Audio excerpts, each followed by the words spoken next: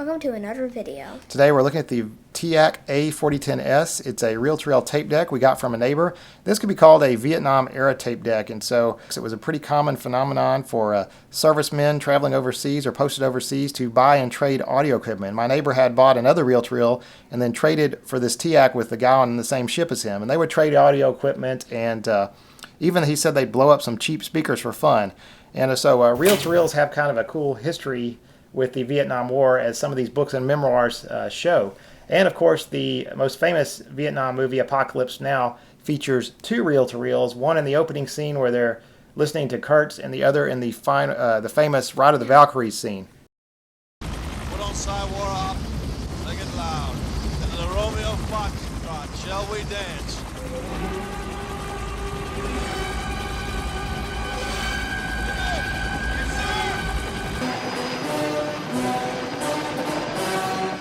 So the A-4010 was one of the more popular reel-to-reel decks from Teac, and from what I can find, it first appeared in the 1966 catalog and was around till at least 1972 in variations. And one website shows the factory celebration of the 200,000th one of these being produced and mentions the final one is on display in a glass case in Tokyo. But just if you ever want to go, get some tickets. I don't know if you have to get tickets. You probably just walk up to the office. Anyway, just guessing by some numbers I can see on the back of my reel motors, this one that we've got looks like it might have been made in 1970 or 71, but it was a pretty popular tape deck, and they offered several different models. It has auto reverse, which was and electronic controls, which was kind of a key feature. This tape deck had been sitting in my neighbor's house, just basically frozen in time for 30 years. All right, I've been frozen for 30 years, okay? Throw me a frickin' bone here. So there's a lot of videos online about the repair of this tape deck, and there's probably no need in rehashing all that content here. If you just search for it, there's a lot of good videos. The first thing I had to do was obviously clean up the dust. It was just covered in dust. So the belt had completely disintegrated, so you can see here it had just crumbled. It really wasn't as bad as other belts I've seen where they melted onto the flywheel. This just had to be kind of picked up off the bottom and got rid of. Replacing the belt was a time-consuming task, but it was not impossible, and there was a video out there by a guy named Jordan that was really helpful if you just Google this thing, and it takes you step by step. Now this other piece, this arm that moves the pinch roller into place, was completely frozen due to dried grease, and that was the worst part of fixing this thing up. Is I had to heat it up with a soldering iron and gently pry it off because I could have bent it, but basically once I got it working and it moved, I was ready to give it a try. So here's our first attempt at powering it up. And if you look closely, you can see I forgot to do something here. You know what it is? The reel caps. Yep, I forgot to put the caps on. So the reel sort of started slipping off. Now, you could always operate this horizontally instead of vertical. But the problem with these reel caps, you see I've got electrical tape on them, is they were dried up. They were just old and crusty. Morning. Okay. Now, let me try something here. And there you can see the auto reverse is working too. You hit the.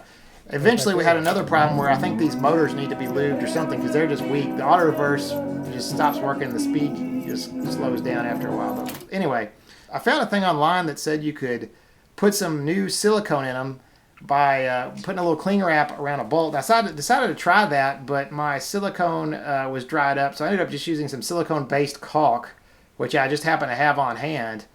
And that helped a little bit. It looks like ice cream. It does, but I would not eat that. It does not. It's probably poisonous. Anyway, so I just let that dry in there. We watched the Hindenburg. If you don't have these caps on here, you can always operate the tape deck laying down, but if you want to operate it standing up, which looks better and kind of easier to use, you got to have something holding the reels on. So if I put that piece of electrical tape on there, and with the new caulk that's sort of stuck in there, it gives it plenty of grip, and then I got it working. Once I got this thing working, I wanted to see how this stacks up against our other reel-to-reel tape recorders. So what have we got? It's taller. Yeah, it definitely is taller. On the left, we got a Sony TC-353, and on the right, a Sears 4238. So looking at how you use the controls on all these, the Teac has electronic controls that control the tape, whereas the Sony... Oops. Yeah, it's easy to miss that. The Sony and the Sears use mechanical... Remember our King Kong one? Yeah, that's that one. The Sony one and the Sears use mechanical controls. So, in my opinion, the controls on the Teac are far superior just if you're just using this. They're just push button.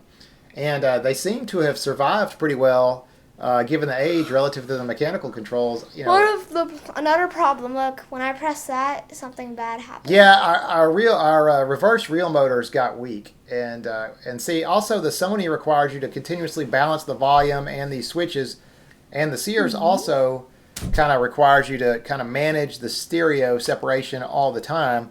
So the Teac keeps one switch, you know, keeps the controls together, and you can kind of separate them with that ring around the back. So in my opinion, the Teac is the easiest one to control. Now to fast forward, you can just punch fast, and you got to hit stop and go back to play, or you can, if you're already stopped, you can hold down the fast button. If you're already stopped, you can hold down the fast button and hit either direction, or of course while you're playing you can just hit fast. But anyway, what did you think of it? I like it. Which one was your favorite? The middle one. Yep, the Teac. Yep. One interesting thing about this is it has auto reverse, which lets you play both sides of the tape. And the way it works is you put a piece of foil on the back of this tape and it trips these contacts, kind of similar to the way an 8-track works to trip tracks. And then that's the equivalent to switching playback directions, although it only plays once and then stops. It doesn't go forever. So I don't have that foil, but we can simulate it by sort of tapping that while it's running. So let's give that a try. So here we go. So while it's playing, the foil comes by and clicks that, and it starts going the other way. Now, of course, ours is kind of like at the point right now where it's not going, but that's how that works. Now, if you remember an earlier video, we showed the 2020, which is another Teac which was broken, but it has bidirectional recording. The Teac A-4010 only has... Wait, which one? The one on the right, this weird one. Remember this one? Wait, Anyway, it's still broken? Anyway, this design has a pinch roller in the middle, and it actually has erase heads on either side, which is kind of unusual, so it can record in either direction. However, the 4010 can only play in the reverse direction. It only records one way, and you know, and you can see here the heads are labeled from left to right. You've got the erase head. I guess that's the reverse playback, record, and forward playback maybe. I don't know. So it's still convenient for playback that you can play in the reverse direction, but to record both sides, I guess you'd have to take the tape out and flip it over. One disadvantage of the Teac, although I think probably it has better quality, is the loading of it. The threading of it is much more difficult than the Sony. The Teac, you kind of have to thread around all these arms and things, and you have to use reel caps, whereas the Sony has those little spring things built in, and you don't have to remember. You know, you don't have any caps to lose.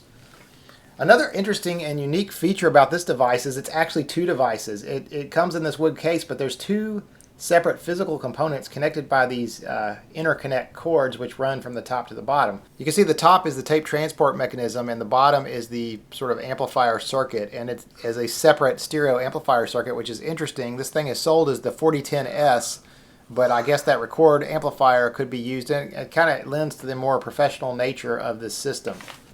Anyway, that about wraps it up. Thanks for watching. If you'd like to see more about these other reel-to-reels we showed here, or some cassette decks and other videos, you can just click on our channel name, ACB Memphis, and then click on videos, or go to youtube.com/ACB Memphis. If we do ever get enough videos to get some ad revenue, we hope to be able to put some of that money back into purchasing some more interesting stuff to look at for future videos. Anyway, that's about it. And give this video a thumbs up. And click that subscribe button. Give us a like. Bye.